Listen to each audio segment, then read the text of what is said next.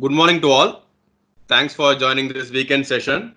Today we will be looking about the Orbitrap mass spectrometer, rather the Orbitrap mass spectrometry in fact. So the contents of my today's presentation. So I'll briefly introduce some of the basics of the mass spectrometry. Then we'll go into the ion traps, like the 3D ion traps and the 2D ion traps. Following that, we'll go into the Orbitrap mass analyzer. So I'll explain you about the working principle. How does it like really benefit in analyzing small molecules as well as biomolecules? Following that, we'll go through the different types of Orbitrap analyzers. I'm sure some of you must be already aware. In fact, some of the clients who have joined are thermo customers. The different types of commercially available Orbitrap analyzers. Following that, we'll look into the actual platforms, the technical platforms, the hybrid, tribrid, and the benchtop Orbitrap mass spec platform. Added to this analyzer, there are certain add-on values. I mean, which are much more beneficial in both the proteomics, metabolomics, pharma, biopharma segment. And all these values are because of this so-called multiple fragmentation principles that comes in as an inbuilt package with this Orbitrap mass spec. So we'll go through those mass spec multiple fragmentation principles as well. We'll share some of the results about the small molecule analysis as well as the with regard to the biomolecules or the so-called proteins and proteomic stuff. So to begin with, like I like to thank all these gentlemen, the pioneers, the experts in this particular slide. The one who is in the center, Professor John B. Fenn. So he is the one who has been awarded the Nobel Prize for ESIMS, electrospray ionization, along with this young guy, Koshi Tanaka. So from Shimadzu. So these two gentlemen got the Nobel Prize in chemistry in the year 2002. Professor Fenn was awarded for ESIMS, and Koshi Tanaka, he was awarded for MALDI, matrix assisted laser desorption ionization. Apart from them, the three photos in the bottom panel. In the right hand side corner, you can see Professor Demert and Professor Paul.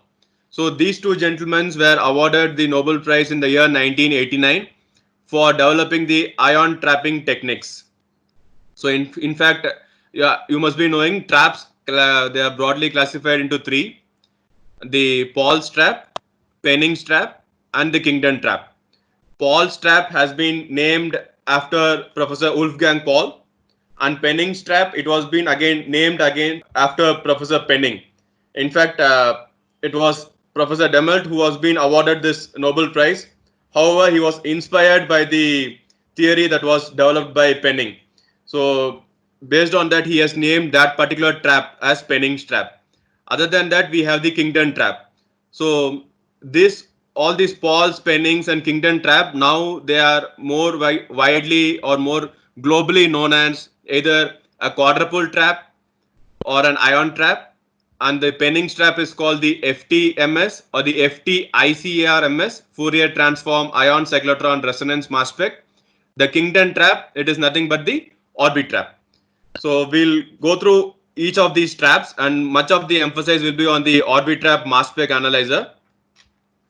The next slide, it is just the basics about mass spectrometer or the mass spectrometry. In fact, as you must be knowing, mass spectrometry, it is the analytical technique that is based on the motion of charged particles within an electric or a magnetic field.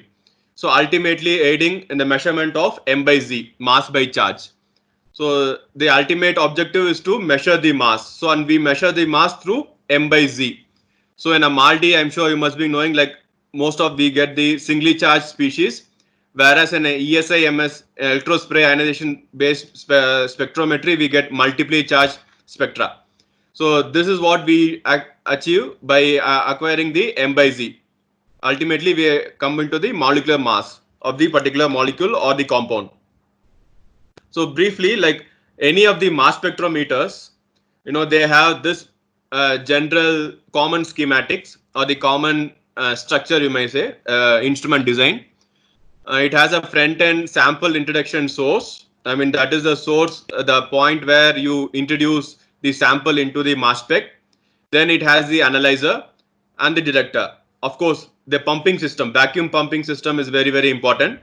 So I'll not, for the benefit of the time, I will not get into the details.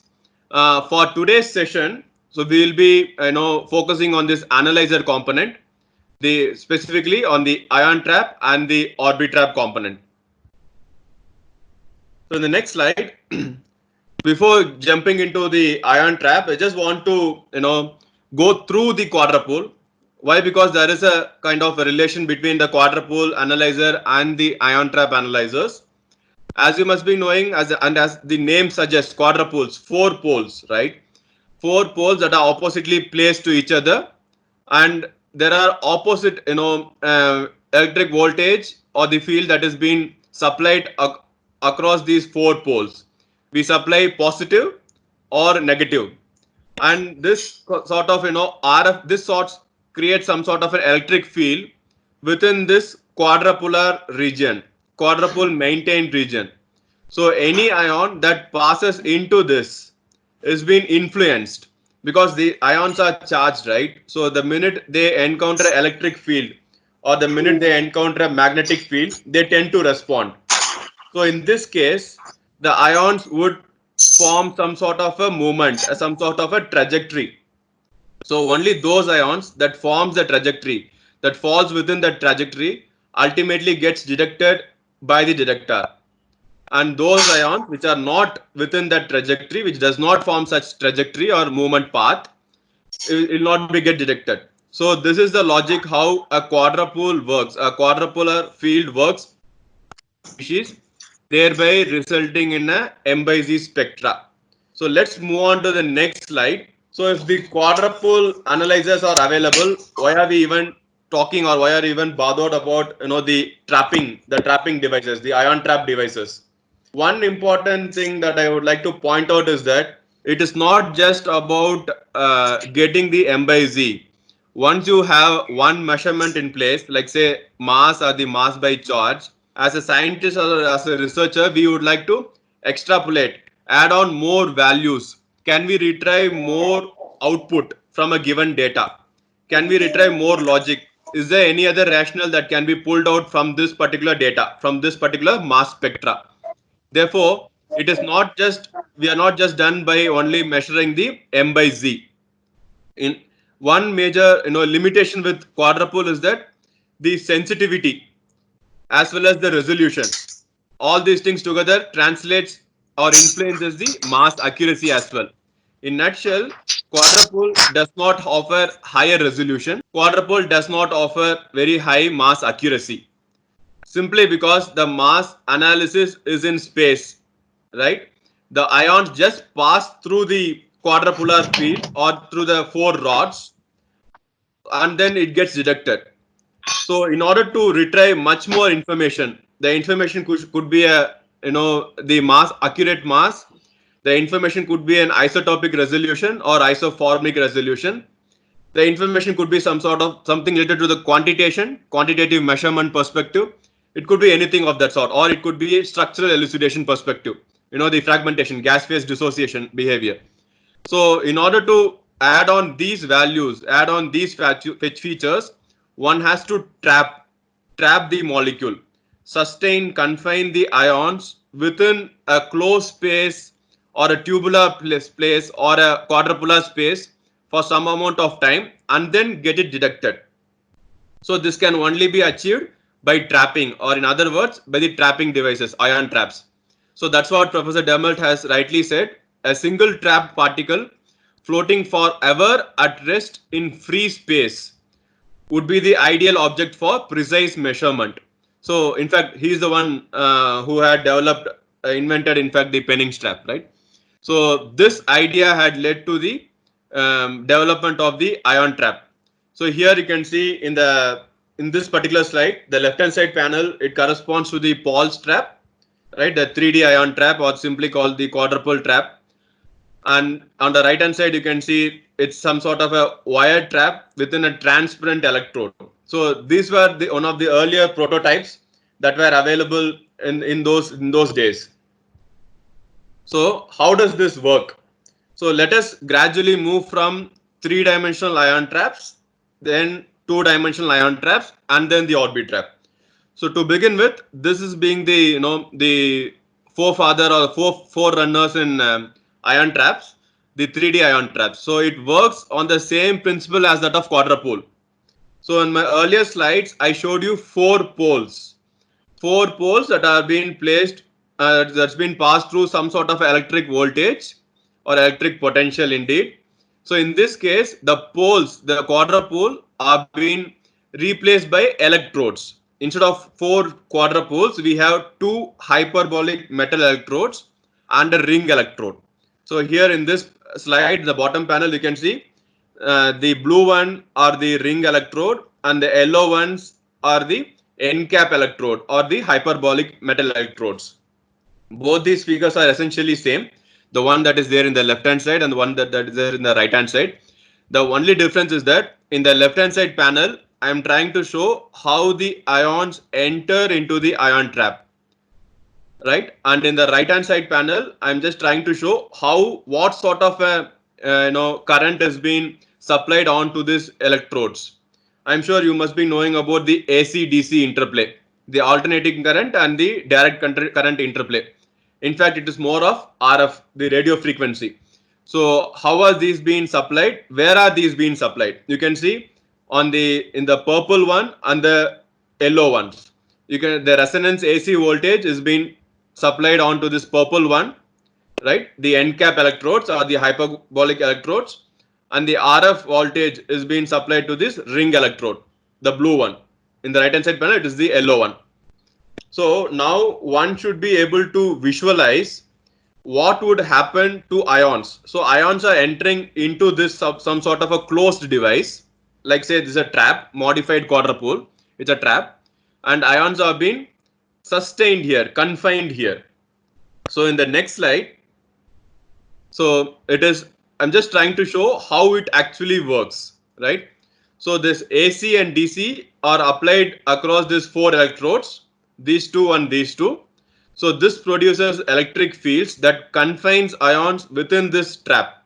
Now, when it comes to 3D, three dimensions, as the name suggests, there are three dimensions or three coordinates that are known to influence this particular charge cloud or the ion population.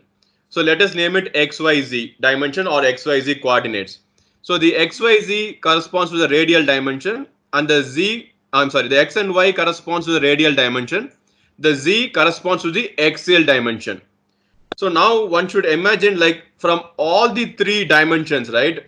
Like say the X, Y and Z, from all the three dimensions, the ions are being confined or the ions are being closely packed, tightly packed.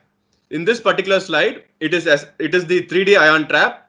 I'm just trying to point out the direction or the dimensions and how this particular ion is being confined. It is being tightly regulated. It's being tightly confined. There is hardly any freedom for that ion. So you just need to critically follow my words, because this has major influence on the development of 2D ion traps. So since that it is being closely confined, there is hardly any space for it to move. Therefore, one should imagine that the amount of ion, the concentration of the ion or the population of ions, this sort of 3D ion trap can sustain, can confine. So ultimately, it is a trap, right? So one can, now you should be like in a much common terms, colloquial terms, how do you define the efficiency of the trap? How much it can trap, how more it can trap, the trapping efficiency, right? The space charging efficiency, how much amount of ion population a given trapping device can trap. That's what is going to determine its efficiency, right? So in this case, the amount of ion population this particular trap can hold, this particular trap can confine, is relatively less or less, right? So that is one of the major disadvantage with this three-dimensional ion traps. Now let us move to the next slide. This is the 2D ion traps, two-dimensional ion traps. It is essentially the same, just that it is not exactly the like electrodes. It is again sort of rods, but in this particular case, it is no more three-dimensional influence. It is only two-dimensional, right? That is one of the major difference between 3D ion traps and the 2D ion traps. Here you have only the X and Y influence, the Z influence isn't there. So what does that, how does that matter, or what does it translate into? So here the ions have a little bit of freedom. They are not closely packed, they are not tightly confined. So therefore they have a freedom to move across. So it is not that the both the axial and the radial movement is suppressed or influenced. Only one aspect is being influenced, the other aspect is being left free. Therefore, it creates some sort of a potential well or space wherein you can trap much more amount of ion population. In much simpler words, greater ion storage capacity. So this is one of the most important add-on value or most important improvisation from 3D to 2D ion trap. So 2D ion traps has much better space charging capacity or trapping capacity in simpler words. So in this slide you can see that this is how the actual 3D ion trap, the one in the left hand side panel, and the 2D ion trap looks like. So let's move to the next slide. So here I am just trying to show three different generations of ion traps. From bottom panel, let us go diagonally. The 3D ion traps.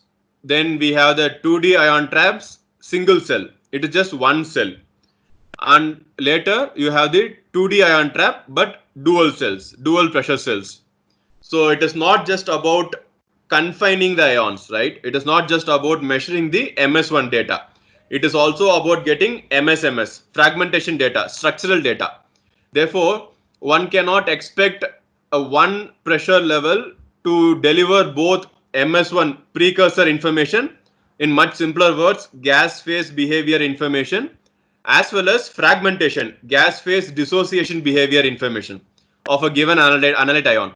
You need to have two different pressure values, two different pressure ranges. So that is efficiently been achieved using the dual cell pressure linear ion trap. It is also a 2D ion trap, just that it has two dedicated pressure cells, high pressure cells, a low pressure cell. High pressure cell for collecting, normalizing, confining, detecting the MS1 data. Again, the high pressure cell can also be used for fragmenting the given precursor, passing on to the low pressure cell and then getting it ejected. By doing so, your MSMS fragmentation, the gas phase dissociation behavior information, is much better as compared to a single pressure cell ion trap data. That is the logic. So let us move on to the next slide. Right. So why do you need a 2D ion trap when a 3D ion trap is already in place? So it is essentially the same thing, whatever that I had explained in the earlier slide. The limited ion capacity, RF field is 3 dimension and it limits the space to store ions. And then other than that, poor trapping of injected ions. Like if you see in the other one, so injection takes place in one direction and the detection takes place, the ejection takes place in the other direction. Therefore, trapping of the injected ions, 1e6 amount of ion population, it is not necessary that all of the 1e6 ions are being trapped. Therefore, the trapping efficiency, injected versus actually trapped, is kind of relatively less in a 3D ion trap as compared to the 2D ion trap. Other than that, of course, the restricted geometry. Before going into the next slide, just wanted to emphasize on this arrow marks. So until unless you are habituated in visualizing data on a three-dimensional space, I cannot expect you to think about XYZ. However, just to make your life easier, just imagine these arrows. Arrows are the ones that is influencing the ions from, like, say, 3 or more dimensions, and this blue and this black arrow is the one that is influencing the ion only on 2 dimensions. So that is the major difference. So now you can imagine like how tightly it could be packed here and what kind of a packaging or confinement can be achieved here. So that is the actual thing, that actual difference between a 3D and a 2D ion trap principle. So apart from that, like say just wanted to, before going into Orbitrap, just wanted to show you how the ejection happens. Ejection happens on only one end of the trap in case of 3D ion trap. So ejection and deduction. Whereas in 2D, you will have the ejection happening on through the both the slits, and there are two detectors that is available. Therefore, you can imagine that how the amount of detection, the efficiency of detection is also much better as compared to the 3D ion trap. Right. Now, how does these things matter, or what does these things translate into? Here in this given table, we have three columns. Like this is for the 2D ion trap, column 1. I mean, in fact, column 2. And then we have the 3D ion trap. Then you'll have the improvement. What sort of improvement one can actually achieve using this kind of trapping principle. So the trapping efficiency is sorry about that. Trapping efficiency is almost 10 to 15 times improved in a 2D ion trap as compared to a 3D ion trap, and the detection efficiency, it is also being improved. So ultimately you get much better information with regard to resolution, with regard to mass accuracy, and with regard to structural information as well. So this just to give you a brief overview of what are all the ion trap that is currently being available. In this particular slide, let's go diagonally again. From bottom panel, LCQ Fleet from Thermo, it's a 3D ion trap. Then we have the LTQ Excel, the 2D ion traps, and then we have the Veloz Pro, the dual pressure 2D ion trap. Just for your benefit, currently only this LTQ Excel is commercially available. But you not to worry, the benefit or the principles of dual pressure has been incorporated in the Orbitrap instrument. So we will be seeing in the subsequent slides. Just for your information, only this is available if at all you are interested in an ion trap instrument. Right. Now let's go on to the Orbitrap analyzer. In all of my earlier slides, I was telling you the benefit or the influence about the DC RF or DC AC in much simpler words. And now you can imagine what sort of dynamism, what sort of momentum is been happening inside the 2D, 3D ion traps. In this case, it is more of electrostatic field, right? So what has it been happening inside this particular so-called Orbitrap? In this particular slide, you can see there is a central structure. This central spindle structure is an electrode, right? And then you also have a outer barrel-like structure, cylindrical barrel, right? This barrel-like structure is also an electrode. So the interplay is between this outer electrode and this central electrode, right? So here you can see there is some sort of a red color kind of a graphic. So this denotes the ion population that is moving around the central electrode. Now, what does this particular figure shows us? This particular figure, it is showing how these ions are trapped within this Orbitrap analyzer, right? So the ions are moving across or around this central electrode, and this particular central electrode is being kept at very high voltage, right? So in the next slide, I'll just try to explain you about the how this particular principle happens within the Orbitrap. The red one is the ion population that enters into the Orbitrap instrument. You can see it is not just moving around the central electrode, it is also moving across the central electrode, right? The axial movement. So this is what has been happening within the Orbitrap. Now it is not exhibiting some sort of a random movement, right? So just in case, in the next slide, I'll try to show you. It is kind of this movement path. It is not random. In other ion traps, the 3D or the 2D ion traps, the movement path is random. Here, the path of movement is actually fixed. So that is why it is called orbital trapping. The movement path is called orbit, and this orbital trapping is called this Orbitrap. Orbital trapping of ions, Orbitrap. Now, what has been measured? This movement generates some sort of an ion current, right? So this ion current, or in much the literature perspective, it is called the image current. This image current has some sort of a frequency, right? So this frequency of the image current is being translated using an algorithm. The algorithm is called the Fourier transform algorithm, and the Fourier transformed frequency signal is what we see as m by z. So in this particular slide, I can tell you there are three different ion populations. However, all the three different ion populations, they have their own fixed path. They are moving across the central electrode in a fixed path, and they don't collide. They don't disturb each other movement, right? So there is hardly any collision among the ion population within the trapping device. This is one of the important aspects that needs to be noted with regard to Orbitrap. So this is one of the, I would say, the major benefit of trapping ion population using an electrostatic field rather than using an RF DC or a DC AC interplay.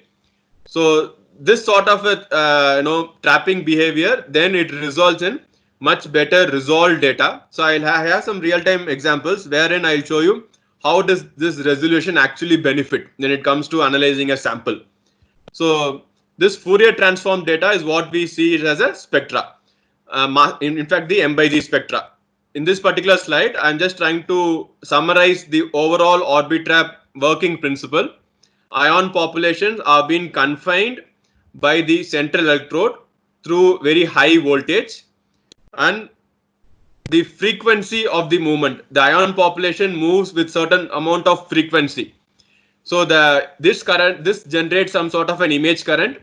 That image current frequency is being transformed, and that transformed signal is what we see it as an m by z.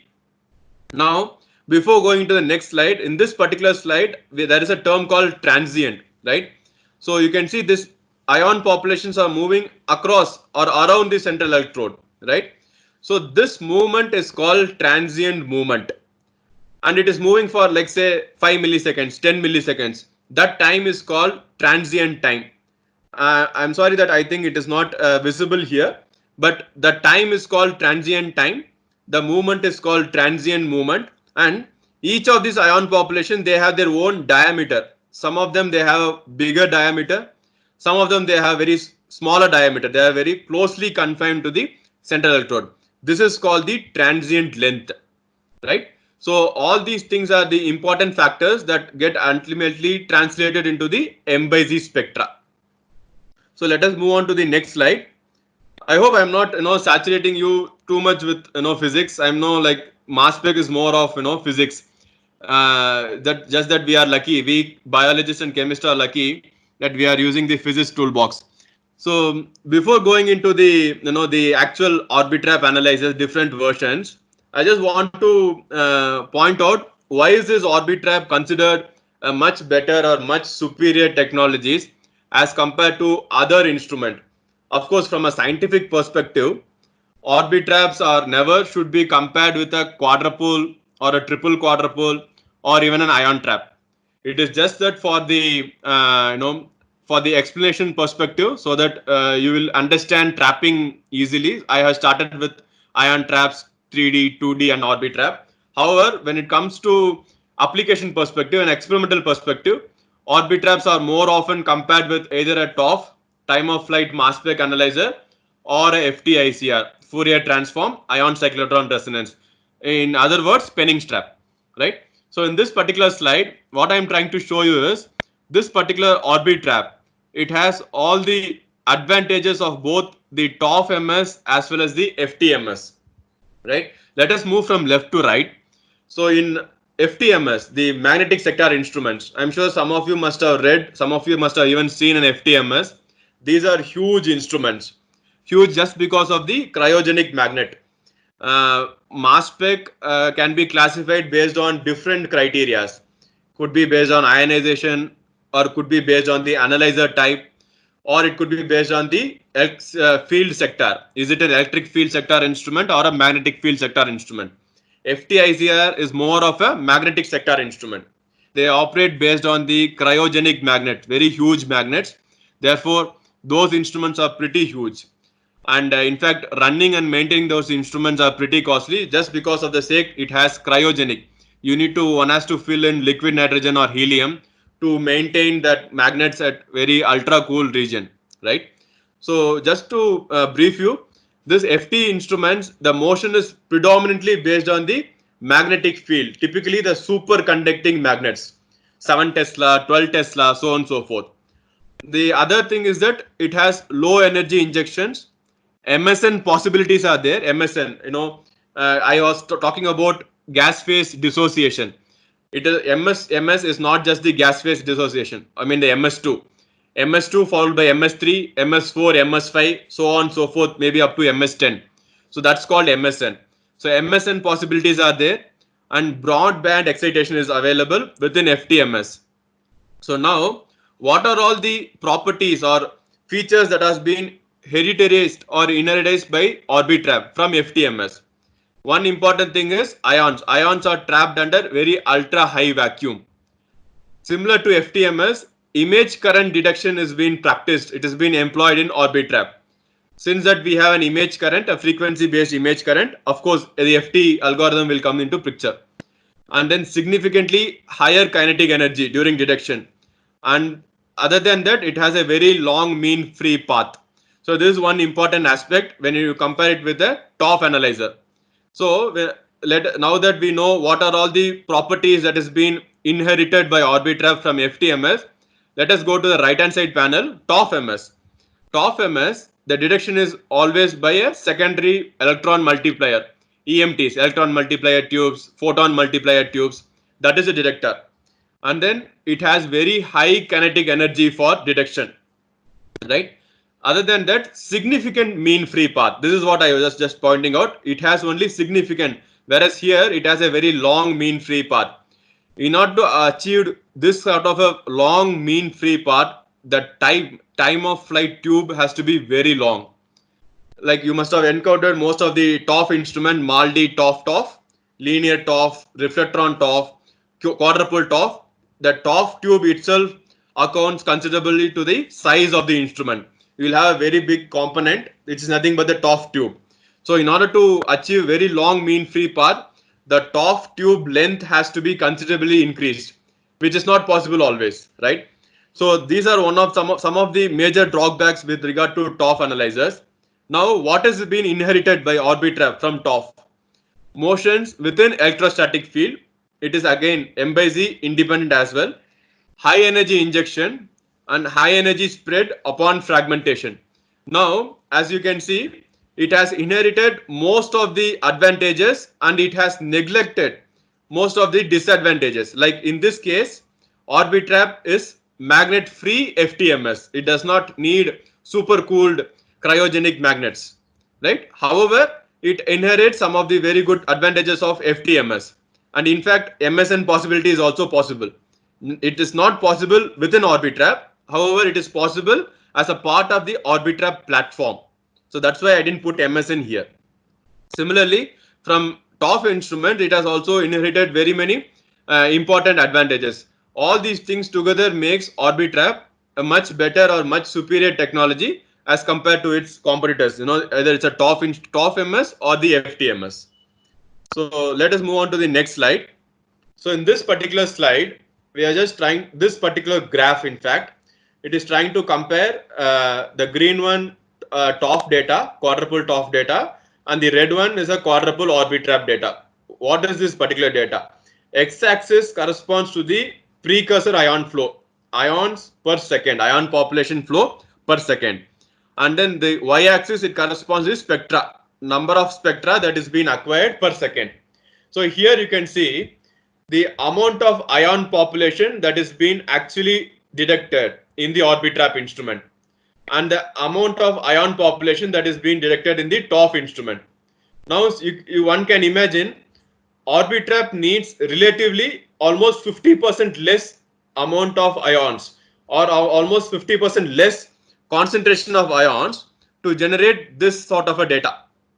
Whereas TOF instrument, it needs almost double the amount of ion population, double the concentration of sample information to generate this amount of data. So that is where Orbitrap is much beneficial, even with very less amount of sample or with less amount of ion population. It is not always the sample, right? You might have good amount of sample, but the samples are like analytically challenging. They are not readily nebulizable. They are not readily MS amenable. In such cases, you cannot expect very good ion population flow within the instrument. But this should not compromise the amount of information that is being retrieved, that we are trying to retrieve. That is where Orbitrap is much better. Even with less amount of ion population or ion flow within a given RT, within some amount of seconds, the instrument can generate good amount of data. So that is what this particular slide shows it. So in the next slide, here in this particular slide, we are talking about the signal strength. So there are two graphs. Left hand side, it is a detected ions per second. Right hand side is the injected ion per second. So the amount of ion that is being injected and the amount of ion that is being detected. You can see a direct correlation when you are comparing the Orbitrap plot. The pink one is the Orbitrap plot, and the blue one or the dark blue one is the high resolution TOF plot. So there is a direct correlation. The amount of ion that is actually being injected and the amount of ion that is actually being detected. Whereas in case of TOF, there is almost, you can say, 10 times loss. So in this case, it's been shown as 10,000 and 1,000. In fact, it is 10 or even more than 10 times loss of the data. Amount of ion that is being injected and the amount of ion that is being detected. So this is very important when it comes to analyzing any species. That could be a small molecular ion or a large molecule biomolecule ion. So this directly explains or delineates the signal strength that one can anticipate when you're analyzing a sample using Orbitrap. So let us move on to the next slide. So this slide is a kind of a bit busy slide. I'm sure like there are too many figures. I'll try to explain it simpler way. Top panel, you have the Orbitrap geometry, the so-called standard Orbitrap, and the high field or the ultra high field Orbitrap.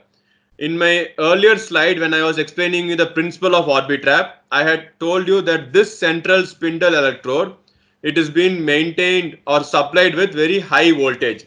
How much voltage? It's either 3.5 kilovolt or 5 kilovolt, right?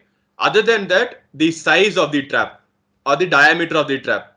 Put together these two factors, the size of the trap and the amount of central electrode voltage. That is what is being used to classify whether a given trap is a standard Orbitrap or a high field Orbitrap or a ultra high field Orbitrap. Now in the bottom panel, you can see these two ones. The diameter of the outer electrode, 30 millimeters. That's called D30 Orbitrap. And the diameter or the length between the inner electrode, it's 12 mm, 12 millimeters. So it is either supplied with 3.5 kilovolt or it is being supplied with 5 kilovolt. This geometry is called the standard Orbitrap geometry. In the subsequent slides, I'll tell you where these geometries are actually commercially placed, right? On the right hand side panel, you can see these are much smaller Orbitraps, nothing but the D20 Orbitraps, which are either supplied with 3.5 kilovolt or 5 kilovolt. Therefore, having said that, these two panels, these two panels are called the standard Orbitrap panels. And these ones, if it is supplied with a 3.5 kilovolt on a D20 Orbitrap, it's called high field. If the same thing is supplied with 5 kilovolt, it's called ultra high field. Now, why is this changes being made? So if you can recollect my earlier slide wherein I was showing the movement of ion population around the central electrode, this movement and confinement of ion population is determined or dictated by the central electrode voltage. So now, since that these ion populations are moving around the central electrode, we cannot anticipate that it is being trapped and we will get the best possible data. No, there could be some sort of a loss, a signal loss, or in much systematic terminology, transient decay. So I was telling you about transient movement, transient path, and transient length, right? So the movement that you see, the movement exhibited by the ion population around the central electrode, that's called transient. So during this transient movement, one should anticipate transient decay, signal decay as well. Why? Because this trap, Orbitrap structure, it is not completely devoid of any other potential ions. It does have gas molecules, nitrogen gas molecules. So there are chances when this ion population is moving around this electrode, they may tend to collide with this background gases. They may tend to touch this outer electrode, thereby leading to signal decay or transient decay. Now, how would you nullify or how would you minimize this transient decay? Because if the transient or the signal decays, the information decays. The information is lost, right? So, how do you nullify this? How do you minimize this? One thing is by sustaining, confining it. So, you need to control the ion population movement, the graphic within as close as possible to the central electrode, so that it does not touch the outer electrode structures, the surfaces. That can be attained by increasing the central electrode voltage. That's why it has been increased from 3.5 kilovolt to 5 kilovolt. Other than that, the trap size, the diameter of the trap itself, if the ions are being made to move on a longer path, a longer transient length, the chances of that ion getting collided with each other ion population are more. Therefore, let us try to reduce the diameter of the trap, right, without compromising the amount of data that is being collected. So that is where this, from this standard Orbitrap, this so-called high field and ultra high field Orbitrap came into picture, right? So these are some of the major, some critical improvisation that is being done to the Orbitrap. Now let us see where these actual standard Orbitraps or high field Orbitraps are being commercially placed. In this particular table, you can see the top panel, wherever you see 3.5 kilovolt and 30 mm, those are the standard Orbitrap, the first generation Orbitraps, first generation standard Orbitraps. Then came the high field Orbitrap, like say 3.5 kilovolt but 20 mm D20 Orbitrap.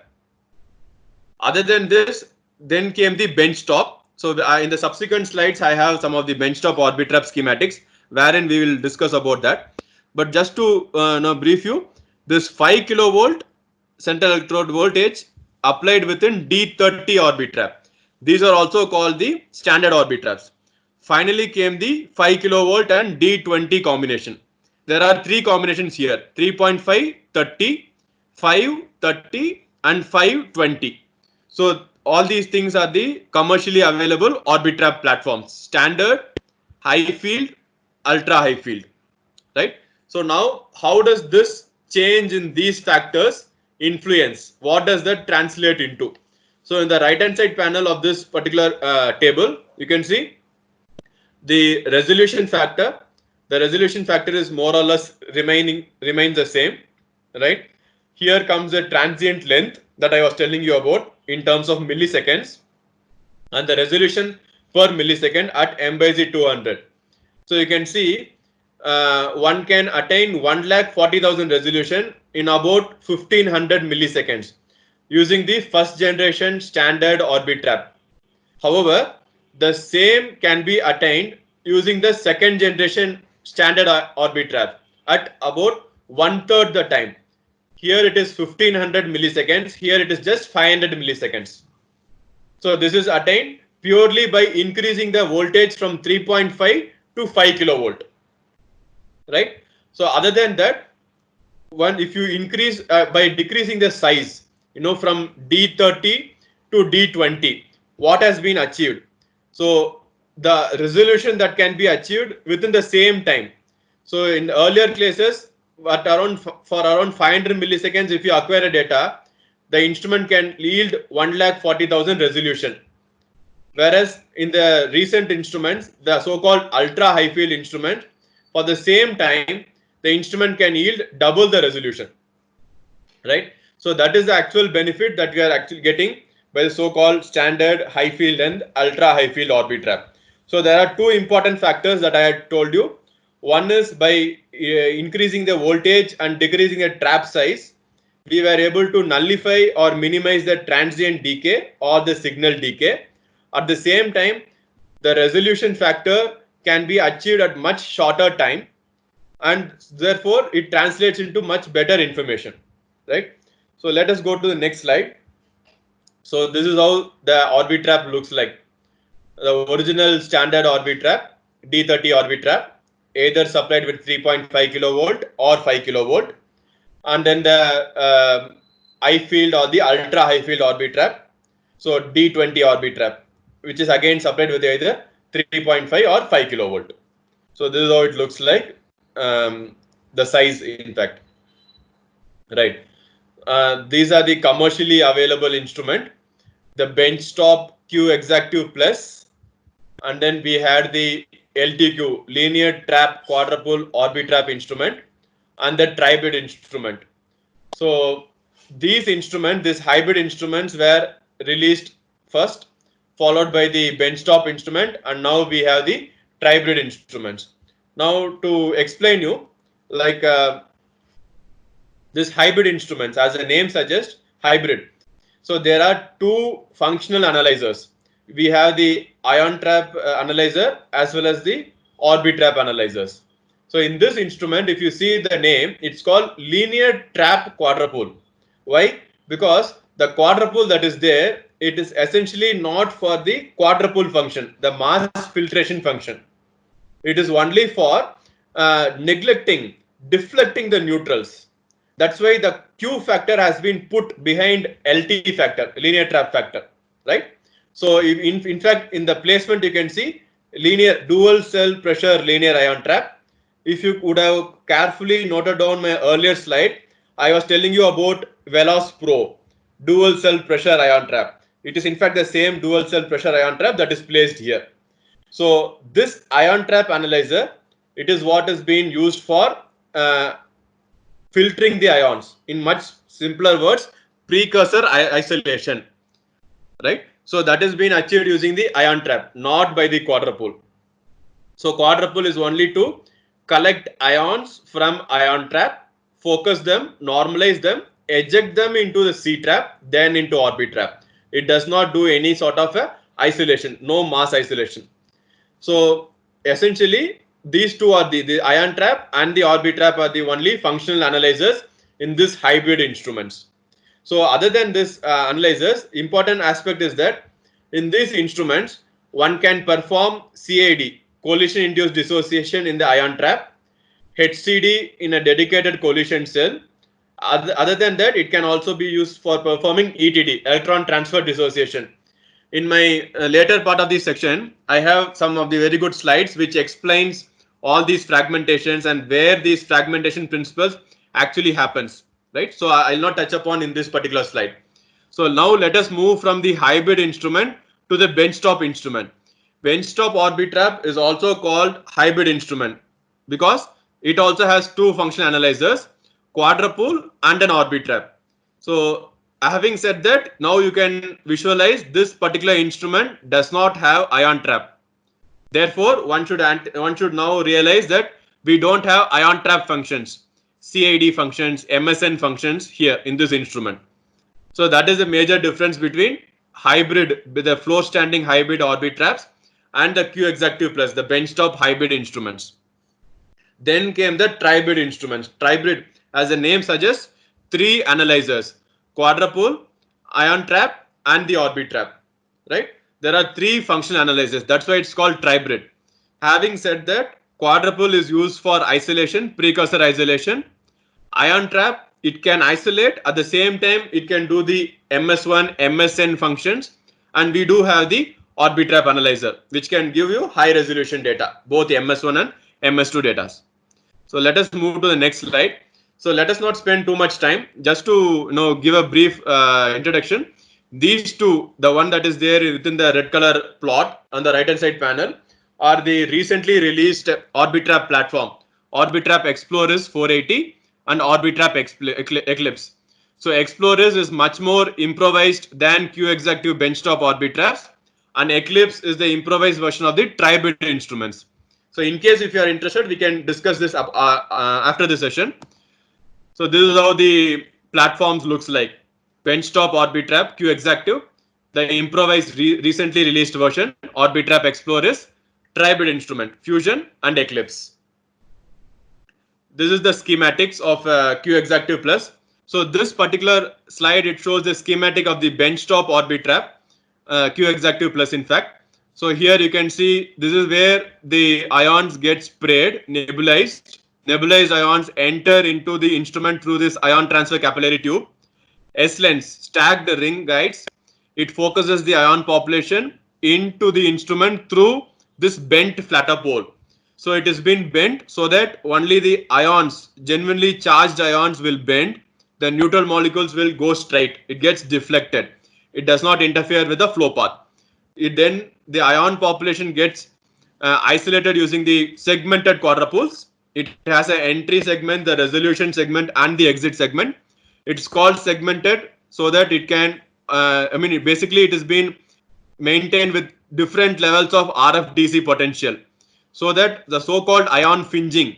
Now, ions when they exit the quadrupole, they tend to diverge rather than converging. So this is called ion fringing. This ion fringing is minimized or nullified by using the segmented quadrupole. So the isolated precursors from the quadrupole enters into the C trap through this multipole. C trap is nothing but the curved linear trap that will collect the ions that is been coming into the instrument with different levels of energy. It will collect, normalize them, cool down, then eject it into the instrument, so that the movement is solely based on m by z and it is not based on the energy, kinetic energy. So that is something that need to be noted down. So once it is ejected, then the transient gets established, then you know the complete story, like you get the spectra. So this one, the cell that you see in the left hand side panel, that is the octopole cell, collision cell, wherein HCD takes place, high energy collision dissociation. Right. So this is a schematic of the tribrid instrument, three analyzer instrument in fact. So let us just go through, like ions are being pumped in.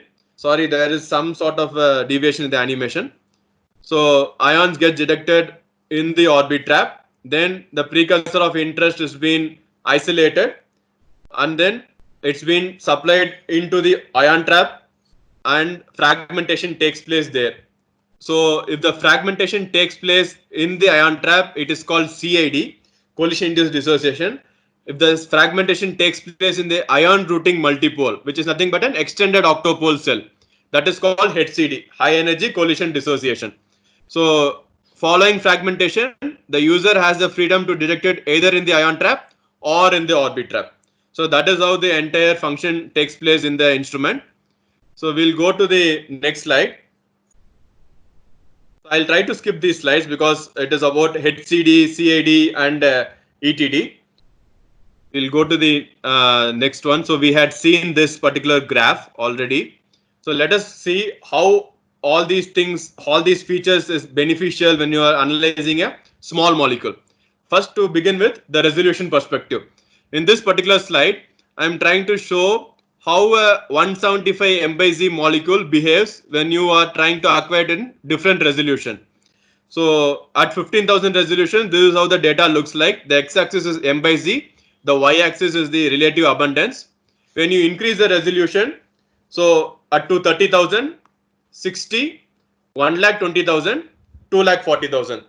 So now you can see at a much higher resolution, like say either 1,20,000 or 2,40,000, the blue one and the green one, you are able to efficiently separate ions that are separated by only 65 ppm, hardly 0.01 m by z, 175.107 and 175.1188. So this is the benefit of resolution when you are trying to separate two isobaric or near isobaric species. Now, it is not always the isobaric species or the molecules that interfere. It can also be a background ion. In this particular slide, that's what I am trying to show. So at different resolution, the user is able to efficiently resolve the precursor of interest from the background, the phthalate, the polymers that we get. So it is essentially being separated within 50 ppm, 279.15 and 279.17, 0.02 m by z. Therefore, resolution plays a very important factor when you are analyzing isobaric mixtures or near isobaric mixtures. At the same time, it will help you to separate, resolve from the background ions, such as phthalate in this particular case. So this is how the data looks like. If you the bottom panel shows the resolution acquired at, the data acquired at 10,000 resolution. The top panel at a much higher resolution. Just by increasing the resolution, you are able to get very good XIC of the precursor of interest against the background, which shares the near isobaric mass. So now that we have seen about the resolution factor, let's move on to the mass accuracy factor. So in this particular slide, the right hand side panel, it corresponds to the folic acid mass spectral plot. So the protonated ion has a mass of around 442.14. So from a theoretical perspective, if you are trying to use a software and calculate the theoretical combinations that is possible for this particular mass with a mass tolerance, mass window of 0.1 Dalton, you get 319 possible combinations. As you increase the stringency of the mass tolerance, you can see the number of combinations, chemical combinations, are much less. So this is the benefit of mass accuracy. If you have an instrument that can deliver very high mass accuracy, you will be able to get high authentic identification. That is what I am trying to say in this particular slide. So this particular slide, it shows the the spectral accuracy, mass accuracy across a elution time, across a eluting peak, chromatographic peak. X-axis in this case is time, retention time in minutes, and y-axis is relative abundance. You can see, irrespective of whether when the peak is about to elute, or when the peak is about to end, or when the peak is apexing, maximize, the mass accuracy remains less than 1 ppm. So this is one of the visible benefits of having Orbitrap. So just because you have very less amount of ions, your mass accuracy is not compromised. Again, just because you have more amount of ions, again your accuracy is not compromised by the so-called space charging effect, space charging capacity. So this indeed translates into having very good data across the chromatographic peak, irrespective of the chromatographic point or the detection time. So in this particular slide, what has been shown is that x-axis is the molecular weight and y-axis is the accuracy, mass accuracy. Irrespective of the molecular weight, this particular instrument can deliver within 2 ppm. So that is what has been shown in this particular slide. So apart from MS1 accuracy, one important factor that you need to keep in mind is that most of the instrument, in fact in top instrument, they claim they have high resolution instrument, high mass accuracy. However, we need to be very clear, very critical, that is the resolution and accuracy offered at both MS1 and MS2 levels. So in this case, in Orbitrap instrument, the higher resolution and high mass accuracy is achievable at both MS1 as well as at MS2 level. So in this slide, that is what we are trying to show. The MS2 accuracy, the fragment mass accuracy of this particular MZ 190 numeric acid. So apart from MS1 and MS2 level information, this particular slide I am trying to show, the blue one is the positive polarity, D8 valine acquired at positive polarity, and the green one is the negative polarity, D4 succinate. So irrespective of MS1, MS2 or polarity, positive or negative polarity, the instrument is able to give good mass accuracy. Apart from that, the other major benefit is the time factor. So without calibration, that's what it's been written, time post external calibration. Without calibrating, the instrument can sustain mass accuracy for longer amount of time. In fact, days. In fact, we don't recommend calibrating the instrument for let's say at least 5 days or 7 days. You can calibrate it only once in a week. So that is one of the major benefit, right? So all these benefits, how does it translate? So this is the slide which actually shows the difference between, how this instrument can be used to resolve leucine and isoleucine, right? Structural isomers. So here you can see it is essentially the same, right? It gives the same this thing. The retention time differs. So that is one major benefit. So using a 1,20,000 resolution data, one can take benefit of the chromatographic resolution as well as the mass accuracy. So thereby you can actually differentiate between leucine and isoleucine. Apart from that, the fragmentation, the intensity of the fragment, that is something that you need to look into this particular data, right? I hope my laser pointer is visible. So the fragmentation information, mass accuracy put together, it translates into discriminating, differentiating even structural isomers. So apart from that, the the MSN level information, MS1, MS2, MS3.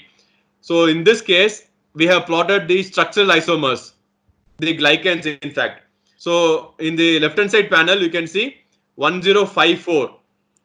It's the same M by Z at MS2 level. So when you fragment them, MS3, MS4, you start getting the differentiating fragments. So this is the benefit of structure, MSN fragmentation, MS2, MS3, MS4. So structural isomers can be resolved using the MSN capability. So this is one of the things that I just wanted to point out. And these are the spectral libraries that is incorporated within the software. The software is called Compound Discoverer, and the spectral library comes in hand with through MZ Cloud or MZ Vault. So this is how we use the software hardware to annotate or to identify MSN level information, the spectral library information. Right. So I'll quickly go through this protein data. So this particular slide shows peptide, low molecular weight protein, and high molecular weight protein. So in the next slide, I'm trying to zoom it out. So the isotopic as well as the isoformic. So this sort of information, irrespective of the molecular weight, it can give you the best possible output.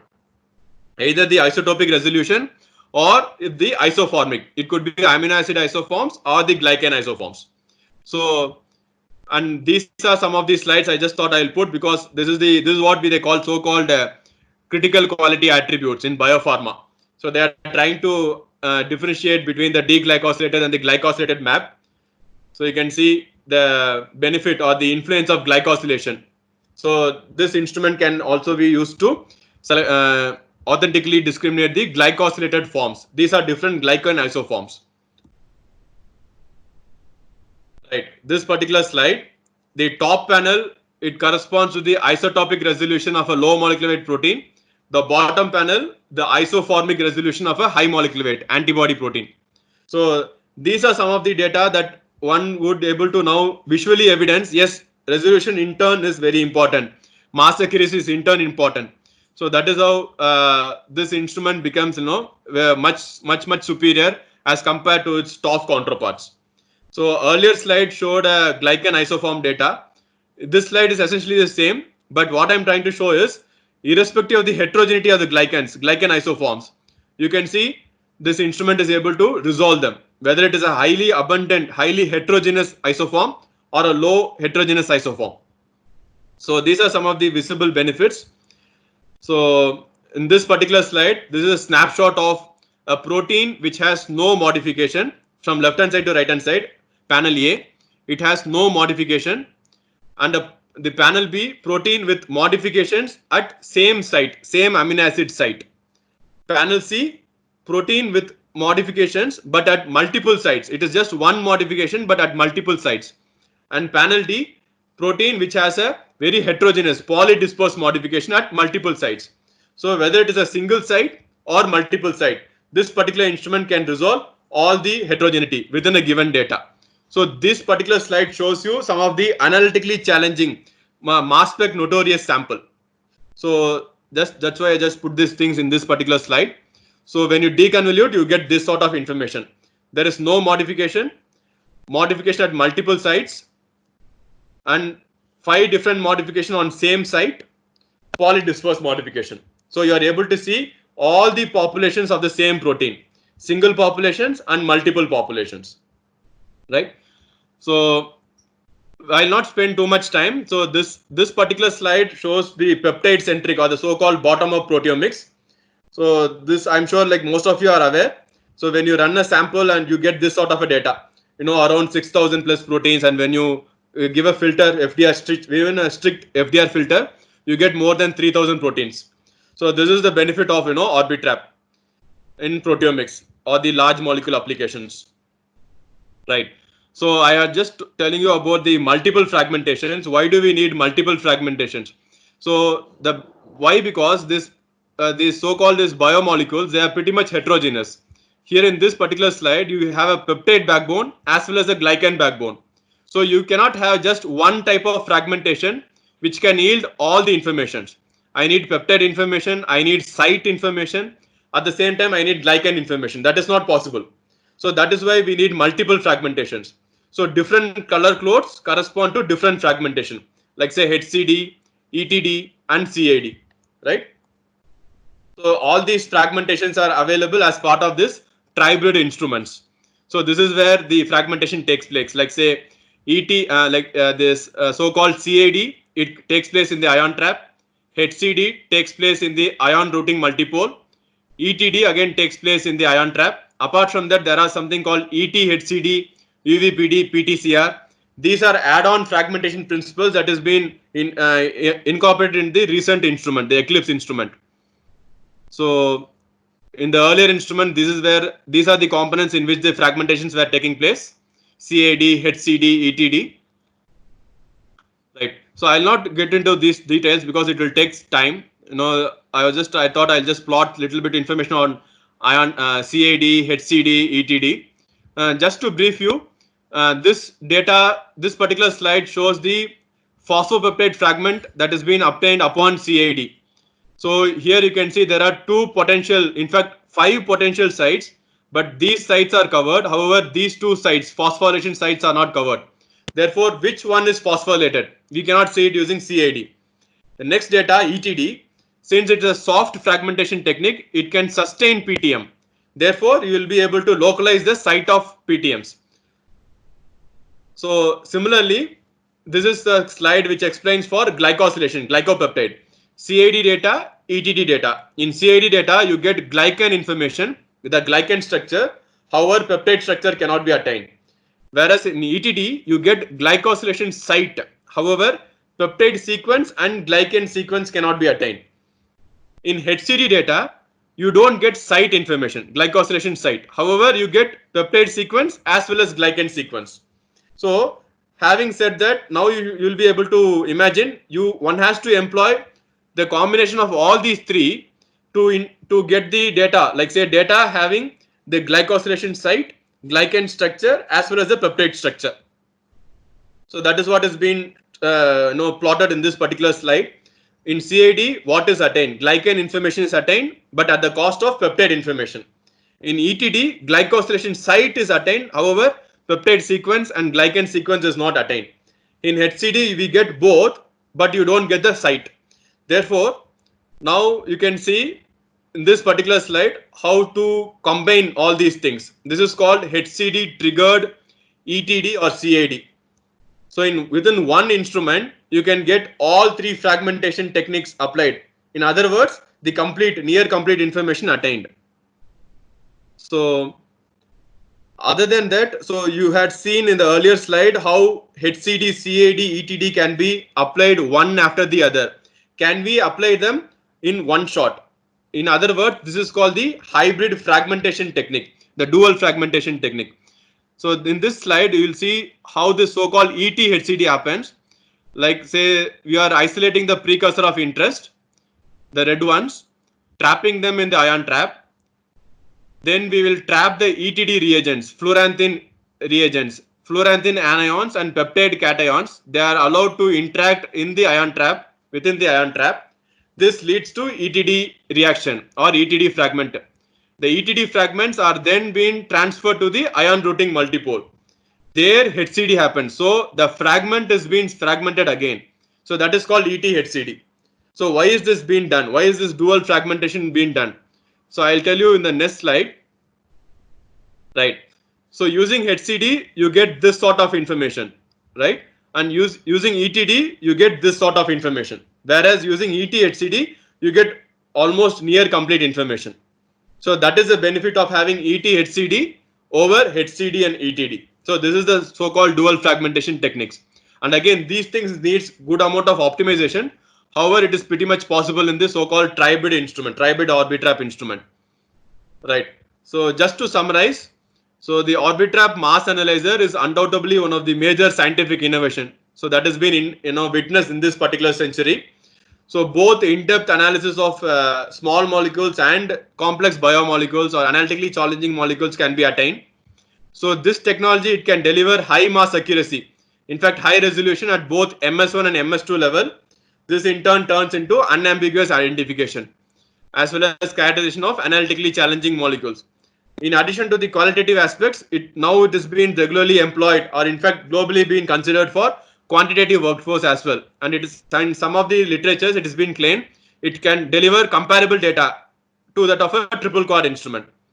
So concluding remarks. So this advances whatever that we had seen so far. So this is all being driven by the needs of the scientists and researchers from different fields, from diverse field, like say small molecule pharma, biopharma, proteomics, metabolomics, even petroleomics, right? So that is what has driven to the innovation or invention of this sort of an instrument. So nearly every new feature or performance improvement, it not only enhances the current experiment, but it also suggests potential new MS application. So with this, I'll like to conclude. Thanks for your patience.